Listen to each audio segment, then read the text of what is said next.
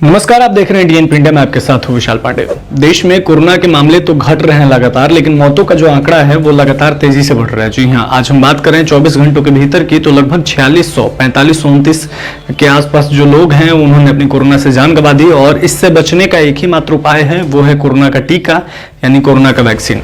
अब कोरोना का वैक्सीन जो है वो उसको लेकर भी राजनीति हो रही है। कई राजनेता अलग अलग अपनी जो प्रतिक्रिया जाहिर कर रहे हैं वैक्सीन को लेकर, लेकिन इसमें कुछ देखा जाए तो कोरोना के वैक्सीनेशन की जो प्रोडक्शन की रेट है उसको बढ़ाने की जरूरत है। जी हाँ, बता दें कि जो देश की जनसंख्या है लगभग 130 करोड़ से ज्यादा है, लेकिन कोरोना की वैक्सीन देखी जाए तो अभी 2 ही कंपनीज जो है प्रोड्यूस कर रही है देश में, जिसको लेकर अलग अलग नेताओं ने अपनी प्रतिक्रिया जाहिर की है। चाहे हम बात करें दिल्ली के मुख्यमंत्री अरविंद केजरीवाल की, तो उन्होंने भी यही कहा था कि इस हिसाब से अगर इस स्पीड से टीका लगे तो देश के सभी लोगों को वैक्सीनेट करने में लगभग 2 साल से ज्यादा का समय लग जाएगा, जो कि बहुत ही चिंता वाली बात है, क्योंकि लगातार लोग अपनी जान गंवा रहे हैं और लोगों को बचाने के लिए कोरोना का वैक्सीनेशन बहुत ही ज्यादा जरूरी है। अब इसको लेकर केंद्रीय सड़क परिवहन और राजमार्ग मंत्री नितिन गडकरी ने भी अपनी प्रतिक्रिया जाहिर की है। उन्होंने भी कहा है कि वैक्सीनेशन की जो प्रोडक्शन सीमा है उसको बढ़ाना चाहिए, और क्या कहा है उन्होंने हम आगे इस रिपोर्ट में बताएंगे आपको। लेकिन उसके पहले बता दें कि टाटा सन्स के चेयरमैन ने भी यही कहा है कि कोरोना का जो वैक्सीन है इसके प्रोडक्शन को बढ़ाने की जरूरत है। तो तमाम जो लोग हैं वो लगातार यही कह रहे हैं कि कोरोना के वैक्सीनेशन की बढ़ाने की जरूरत है, क्योंकि देश में लोग ज्यादा हैं, तो वैक्सीन अगर ज्यादा बनेगी तो ज्यादा तेजी से यह काम होगा। देखिए अरविंद केजरीवाल ने क्या कहा था अपने रिपोर्ट में। दिल्ली के मुख्यमंत्री अरविंद केजरीवाल ने भी हाल ही में प्रधानमंत्री नरेंद्र मोदी को इस संबंध में लेटर लिखकर कहा था कि केंद्र को टीका बनाने वाली दोनों कंपनियों भारत बायोटेक और सीरम इंस्टीट्यूट ऑफ इंडिया का फॉर्मूला अन्य सक्षम दवा मैन्युफैक्चरिंग कंपनियों को देना चाहिए, ताकि टीके का उत्पादन बढ़ाया जा सके। बता दें कि भारत बायोटेक कोवैक्सीन टीका बना रही है और serum institute of India Covishield का उत्पादन करती है। केजरीवाल ने यह भी कहा था कि इन दोनों कंपनियों को दूसरी कंपनियों द्वारा टीका उत्पादन से होने वाले मुनाफे में से रॉयल्टी दी जा सकती है। देश में फिलहाल 3 वैक्सीन को इस्तेमाल करने की अनुमति मिली है, कोवैक्सीन, कोविशील्ड और स्पुतनिक वी।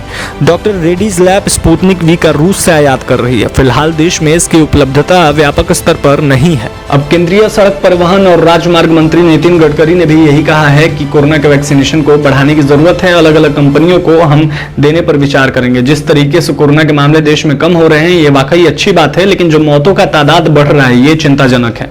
वैक्सीनेशन की प्रक्रिया शुरू हो चुकी है, 3 चरण में वैक्सीनेशन चल रहे हैं। पहले 60 साल से ज्यादा के लोगों को दिया जाता था, उसके बाद 45 साल से ज्यादा के लोगों को, और अब 18 साल से ज्यादा के लोगों को दिया जा रहा है। हालांकि ट्रायल कई जगह बच्चों पे भी ट्रायल शुरू हो चुका है, वैक्सीनेशन का जो ट्रायल है, क्योंकि ये जो तीसरी लहर आने वाली है, कई लोगों का कहना है, विशेषज्ञों का, डॉक्टर्स का या साइंटिस्ट का यही कहना है कि तीसरी लहर जो है ये बच्चों के लिए काफी खतरनाक हो सकती है, जानलेवा साबित हो सकती है। तो ऐसे में सरकार ने यही कहा था, सुप्रीम कोर्ट ने भी कहा था कि जो बच्चों की वैक्सीनेशन की प्रक्रिया है उस पर भी सरकार को ध्यान देना चाहिए और कुछ ऐसे मापदंड निकालने चाहिए जिसके बाद बच्चों को भी वैक्सीनेट किया जा सके। तो बच्चों को भी लेकर कई जगह ट्रायल हमें देखने को मिल रहा है, अमेरिका में भी मिल रहा है, और देश में भी जल्दी बच्चों को भी वैक्सीनेशन की प्रक्रिया शुरू हो सकती है।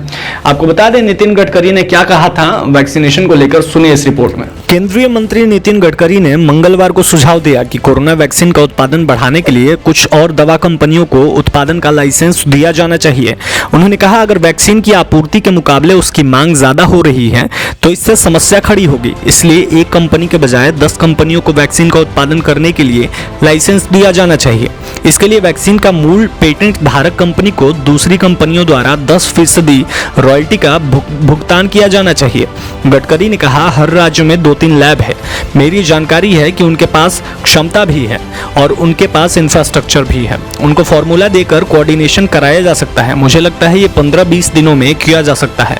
विश्वविद्यालयों के कुलपति को वीडियो कॉन्फ्रेंसिंग के जरिए संबोधित करते हुए गडकरी ने कहा कि वह प्रधानमंत्री नरेंद्र मोदी से इस बारे में अनुरोध करेंगे कि देश में जीवन रक्षक दवाओं का उत्पादन बढ़ाने के लिए और दवा कंपनियों को मंजूरी देने को कानून बनाया जाना चाहिए।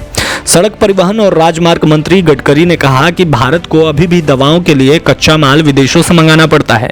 उन्होंने कहा हम आत्मनिर्भर भारत बनाना चाहते हैं। भारत के सभी जिले मेडिकल ऑक्सीजन के मामले में आत्मनिर्भर होने चाहिए। उन्होंने कहा ऑक्सीजन की कमी के कारण लोगों की मौत हो रही है, ये अच्छा नहीं था।